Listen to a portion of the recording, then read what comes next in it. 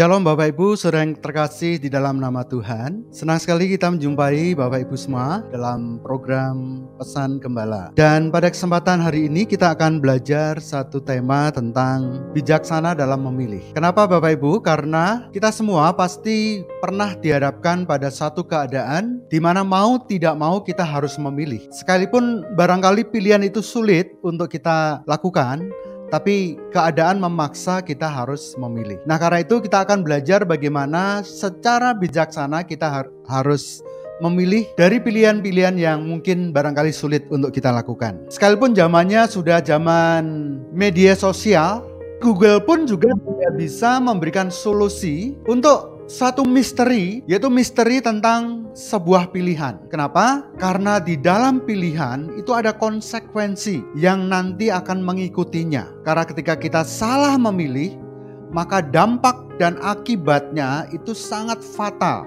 sangat penting. Di setiap pilihan itu memang banyak konsekuensi, banyak pertimbangan, banyak perhitungan yang harus kita lakukan. Bapak Ibu saudara yang kasih dalam Tuhan, di dunia ini, di dunia di mana kita hidup sekarang ini, banyak hal-hal di mana kita bisa memilih, banyak hal-hal di mana kita bisa melakukan pilihan-pilihan, seperti kita memilih mau makan apa hari ini, kita bisa memilih mau pakai baju apa, kita bisa memilih mau kerja di mana, mau tinggal di mana. Bahkan tentang karir kita bisa memilih jenis pekerjaan apa yang mau kita geluti. Semua itu bisa kita pilih. Bahkan jodoh pun juga kita bisa pilih. Itu sesuatu yang bisa kita pilih. Tetapi ada juga hal-hal yang dimana kita tidak bisa memilih. Ketika kita dilahirkan, kita tidak bisa memilih kita dilahirkan dari keluarga siapa. Kita juga tidak bisa memilih kita dilahirkan sebagai apa. Sebagai pria atau sebagai wanita. Bahkan buat ibu-ibu pun juga tidak bisa memilih untuk melahirkan anak seperti apa. Anaknya mau jadi seperti apa, itu tidak bisa pilih. Karena hal yang seperti itu sebenarnya ini adalah merupakan satu ketetapan Tuhan. Tuhan sudah menetap, merupakan hukum Tuhan dan ketetapan dari Tuhan itu sendiri. Nah, karena itu Bapak Ibu, kalau ini sudah merupakan satu keputusan Tuhan, maka apapun keberadaan kita, sekalipun didapati bahwa hidup kita ini mungkin kurang beruntung, tapi yang bisa kita lakukan bersyukurlah, ya. Bersyukurlah dengan apa yang ada dalam diri kita. Bersyukurlah dengan keberadaan kita saat ini. Jangan menjadi sungut-sungut kalau didapati bahwa diri kita ini mungkin kurang beruntung, kurang pintar, kurang cerdas, ya. Banyak kurangnya. Didapati keberadaan diri kita seperti itu, ya, kita bersyukur saja karena keadaan kita lahir di keluarga siapa itu sudah merupakan satu ketetapan dari Tuhan. Nah, kembali tentang sebuah pilihan, bagian yang dimana kita bisa memilih, seperti Tuhan menciptakan manusia itu juga diberikan satu hak kebebasan untuk memilih. Ketika kita baca di Kejadian pasal 2 ayat 16 dan 17, di sini dikatakan bahwa lalu Tuhan Allah memberi perintah ini kepada manusia, semua pohon dalam taman ini boleh kamu makan buahnya dengan bebas, ya, boleh dimakan buahnya dengan bebas. Tetapi pohon pengetahuan tentang yang baik dan yang jahat itu janganlah kau makan buahnya, sebab pada hari engkau memakannya, pastilah engkau mati. Nah, nas ini berkata bahwa semua pohon di taman ini boleh kau makan. Semuanya boleh. Engkau boleh memilih makan apel, engkau boleh memilih makan pisang, boleh memilih makan jeruk, engkau boleh memilih makan durian, dan apapun yang ada di taman tersebut boleh dimakan. Tapi ada perkecualian. Firman Tuhan berkata, tetapi buah tentang pengetahuan yang baik dan yang jahat itu janganlah kau makan, karena konsekuensinya adalah sebab pada hari engkau memakannya, pastilah engkau akan mati. Saudara, kalau kita merenungkan, sebenarnya ada satu bagian dari firman Tuhan yang kita baca ini, ada sesuatu yang sulit untuk kita pahami, sulit untuk kita mengerti. Sulitnya di mana? Kalau kita perhatikan, ya, ini kalau kita menggunakan logika pikiran manusia, ya. Kalau Allah melarang manusia memakan buah itu, buah pengetahuan yang baik dan yang jahat itu, kalau Tuhan melarang, tapi masalahnya kenapa Tuhan sediakan? Kenapa Tuhan juga ciptakan buah itu di tengah-tengah dari buah-buah yang lain? Kalau memang nggak boleh dimakan, ya semestinya jangan diciptakan dong. Nah, itu pikiran manusia. Itu kan seperti gini, kalau ibu-ibu yang bertugas menyediakan makanan di rumah buat keluarga, ibu tahu bahwa semua makanan yang disediakan di meja makan, yang di kulkas, itu kan semestinya bisa dimakan oleh semua anggota keluarga. Semestinya kan seperti itu. Nah, ibu berkata, buah dari semua yang di kulkas ini boleh dimakan. Bahkan semua makanan yang ada di meja makan ini boleh juga dimakan. Tetapi satu yang di mangkok merah ini, ya misalkan, ini jangan dimakan. Nah, tapi nggak dikasih alasan kenapa ini tidak boleh dimakan. Nah, ibu ini tahu kalau makanan yang ada di mangkok merah ini itu ada racunnya. Maka kalau dimakan itu pasti berbahaya. Nah, kira-kira seperti itu gambarannya ya. Nah, semestinya kan begini. Kalau ibu tahu bahwa yang di mangkok merah ini nggak boleh dimakan, ya semestinya jangan ditaruh di meja makan. Semestinya jangan ditaruh di kulkas.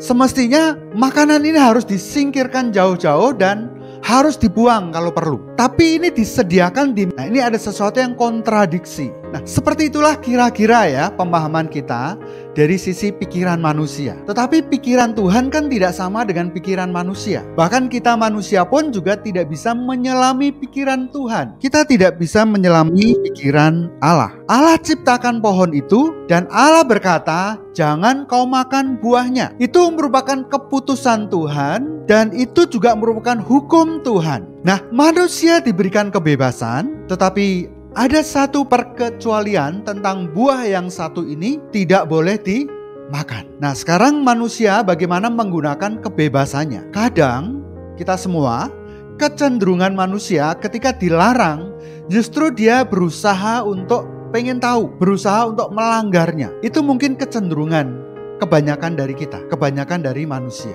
Nah, karena itu Adam ini akhirnya mengambil keputusan dan keputusannya adalah memakan buah yang dilarang oleh Tuhan ini. Dan keputusan yang diambil oleh Adam ini ada konsekuensi karena ada hukum Tuhan yang dilanggar. Ada ketetapan Tuhan yang dilanggar. Konsekuensinya manusia mengalami satu kejatuhan yang namanya dosa. Dosa itu bisa menimbulkan sebuah kutukan dan akibat dampak dari kutukan itu adalah kematian. Karena setelah itu firman Tuhan berkata bahwa bumi dikutuk, tanah dikutuk. Sehingga manusia harus berjerih lelah, kerja keras untuk mendapatkan makanannya. Itu konsekuensi yang dihadapi atau yang diterima oleh Adam pada saat dia melanggar ketetapan hukum Allah. Nah, yang kedua, kita akan belajar tokoh lain. Ya, masih cerita di dalam Perjanjian Lama di kitab Kejadian 13 itu bercerita tentang kehidupan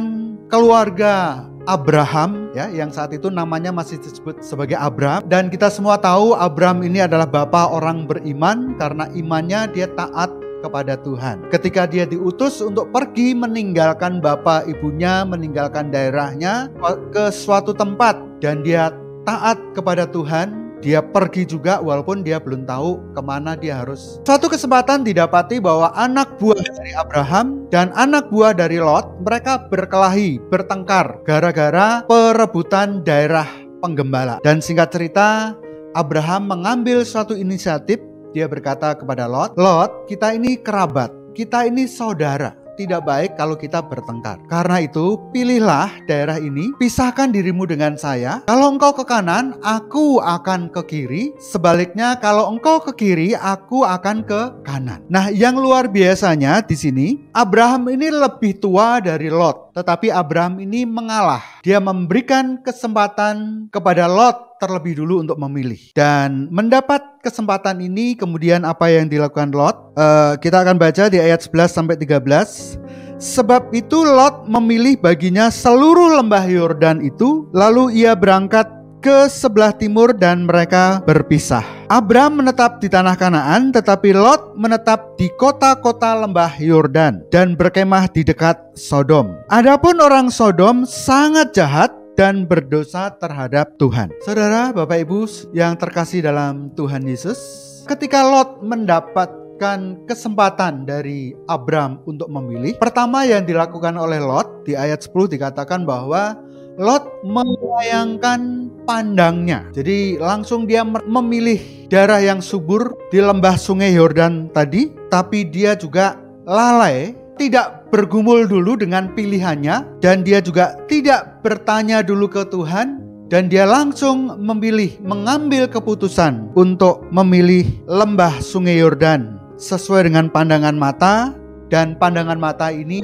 menggambarkan tentang sesuatu yang duniawi. Pilihan sesaat karena adanya daya tarik dunia. Daya tarik dunia ini selalu memikat. Nah, kalau sesuatu yang memikat itu pasti menarik perhatian mata kita. Pandangan mata kita akan tertuju pada sesuatu yang menarik. Dan dari daya tarik mata ini kemudian respon ke hati, dan hati kita memilih, menetapkan satu pilihan sesuai dengan apa yang tadi kelihatan menarik. Secara kasat mata sepertinya baik, tapi satu hal yang dilupakan Lot, karena Lot tidak mempertimbangkan sisi lainnya. Nah, sisi lainnya itu apa, saudara? Sisi lainnya itu kalau kita lihat di ayat 13 tadi dikatakan, adapun orang Sodom sangat jahat, berdosa terhadap Tuhan. Nah, kalau Lot memilih tinggal di Sodom, dekat dengan orang Sodom, lalu pergaulannya dengan siapa? Ya, tentu saja pergaulannya dengan orang-orang Sodom. Pergaulannya dekat dengan orang-orang yang berdosa tadi. Dan satu akibat dari pilihan Lot tadi kita lihat,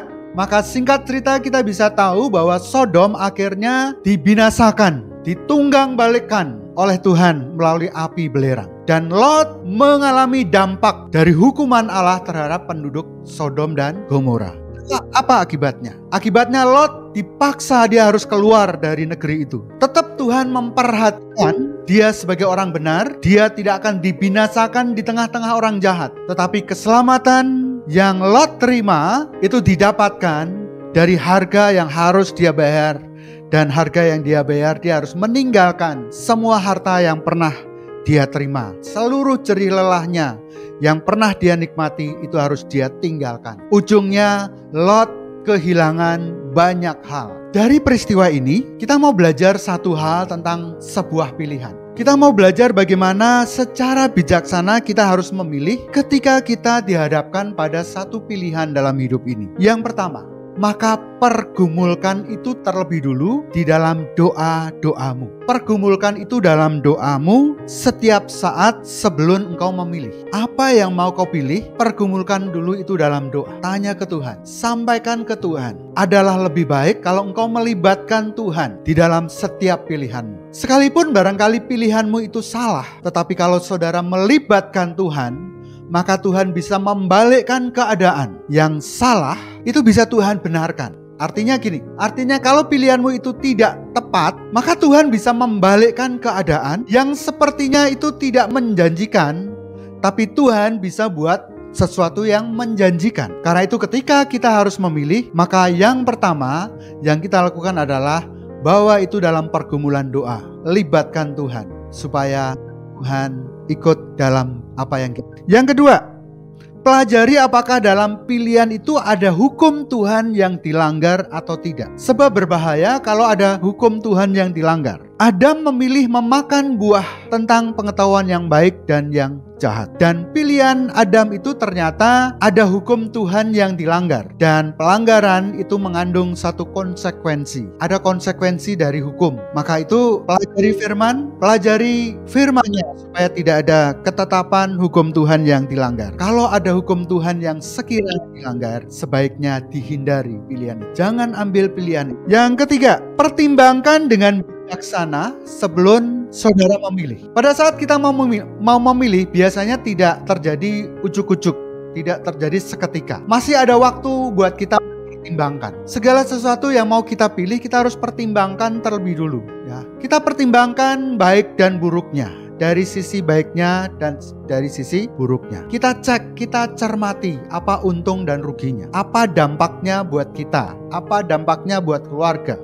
Apa dampaknya buat masyarakat, buat banyak orang. Karena itu pertimbangkan berarti pikirkan lagi, cermati dari berbagai hal, berbagai sisi, untuk kita tidak ceroboh, untuk kita tidak sembrono. Karena ketika kita salah memilih, maka dampaknya itu sangat merugikan. Dan yang terakhir, bagaimana kita secara bijaksana memilih. Yang keempat adalah cek di hatimu, apakah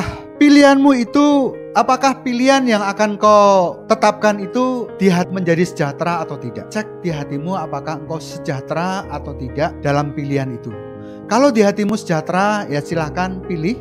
Tapi kalau di hatimu tidak sejahtera, sebaiknya jangan engkau memilih. Dan biarlah ini menjadi pelajaran buat kita, menjadi satu pertimbangan buat kita ketika suatu saat kita akan dihadapkan pada pilihan-pilihan, pada persoalan masalah yang dihadapkan pada kehidupan kita, supaya kita bisa mengambil satu keputusan untuk memilih dengan benar, dengan tepat. Kiranya Tuhan Yesus memberkati.